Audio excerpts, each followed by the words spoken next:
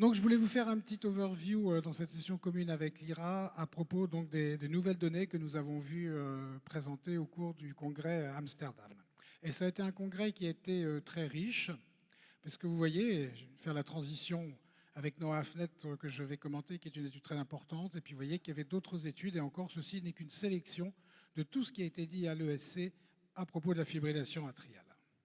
Alors, tout de suite, et pour faire la transition avec la précédente conférence, Noah Afnet.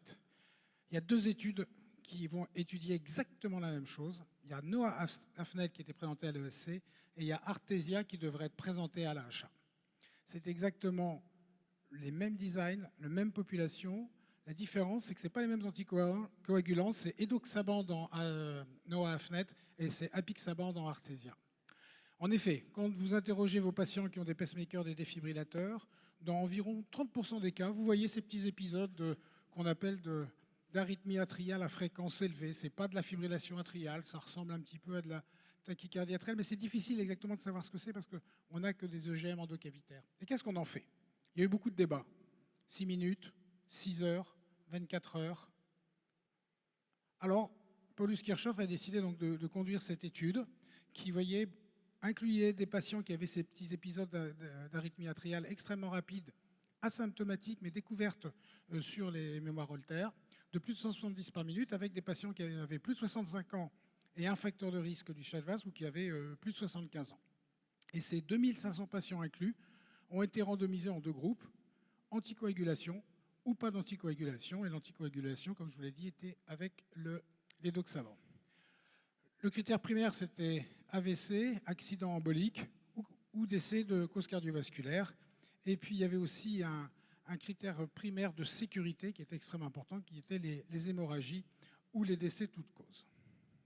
Alors, quand on regarde la population, vous voyez que c'est une population âgée. Ils avaient tous, vous le verrez, en majorité des pacemakers, donc ils avaient plus de 75 ans. C'était des patients qui avaient des Chadvasc élevés aussi, à 4, donc potentiellement un intérêt de l'anticoagulation. Et vous voyez que la médiane de durée de ces épisodes était quand même relativement longue, puisque c'était environ 3 heures. Et 80%, je vous l'ai dit, avaient des pacemakers. Alors, quand on regarde les résultats, d'abord sur le critère primaire d'efficacité, donc AVC, accident embolique ou décès de cause cardiovasculaire, eh bien, il ne faut pas être grand statisticien quand on regarde les deux cours pour voir qu'il n'y a aucun bénéfice. Donc, on donne des anticoagulants ou qu'on n'en donne pas. Ça ne change rien en termes de prévention des AVC ou de décès de cause cardiovasculaire. Par contre, on augmente de 30% les hémorragies graves chez les patients qui reçoivent de l'édoxaban. Donc la conclusion de cette étude, c'est que quand on donne des anticoagulants qui peuvent rassurer les cardiologues lorsqu'ils découvrent ces arythmies, eh bien on ne diminue pas le risque d'AVC ou de décès de cause cardiovasculaire, mais vous augmentez de 30% le risque hémorragique grave chez vos patients. Alors, les sous-études, eh bien, on pouvait se dire, ça va peut-être quand même, il y avait peut-être un petit bénéfice chez les patients qui ont ces épisodes qui durent longtemps. Eh bien, vous voyez que pas du tout. Quand on était séparés en tertiles, eh bien, vous voyez que lorsque ça, de 5 à 48 heures même, il n'y a pas vraiment de bénéfice. Chat score inférieur à 5, supérieur à 5. Là aussi, il n'y a pas de différence entre les deux groupes et que les patients reçoivent ou pas de l'aspirine. Donc, étude, je dirais, neutre sur le plan efficacité, mais avec une alerte sérieuse sur les anticoagulants et on attend avec impatience les résultats d'Artesia dans quelques semaines. Deuxième étude, c'est une étude qui a été réalisée donc, par nos collègues du nord de l'Europe. On dit aujourd'hui, dans tous les congrès, que les AVK sont moins sûrs que les anticoagulants directs. Et ça a été démontré.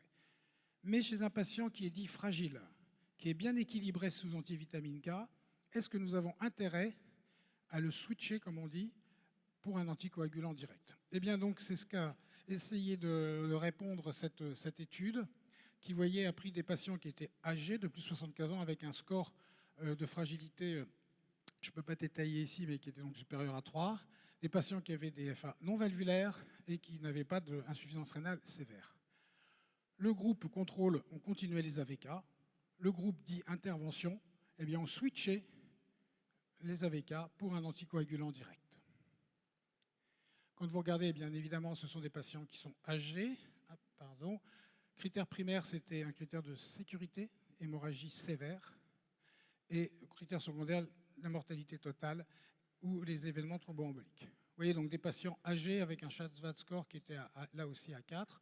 Je ne l'ai pas mis dans la diapositive, mais là, 50% des patients recevaient du rivaroxaban.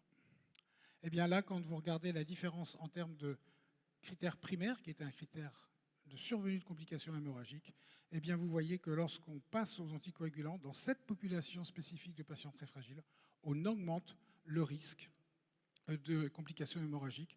Donc ça doit nous faire réfléchir chez nos patients très très très fragiles.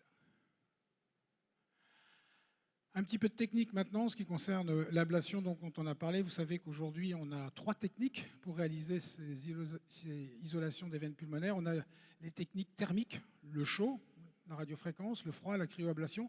Et puis, il y a cette nouvelle technique qu'on appelle la pulse field ablation, l'électroporation. On délivre un courant de très haute énergie sur un temps extrêmement court. Ça crée des petits trous dans la membrane des cellules et ainsi les cellules meurent. L'avantage de cette technique, c'est qu'elle ne peut atteindre que les cellules cardiaques. Toutes les cellules adjacentes, notamment œsophagiennes, ne sont pas atteintes. Donc c'est une technique qui est prometteuse, puisqu'a priori efficace, et beaucoup moins de complications, notamment les complications très graves que sont les fistules œsophagiennes. Donc cette étude Advent, vous voyez que ça comparait donc le chaud ou le froid versus l'électroporation chez des patients qui avaient des fibrillations atriales paroxystiques.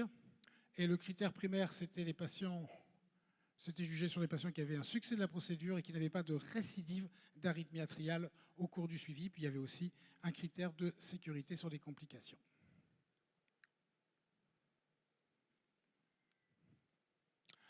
Eh bien, vous voyez les résultats. Il y a une non-infériorité de l'électroporation par rapport aux techniques thermiques.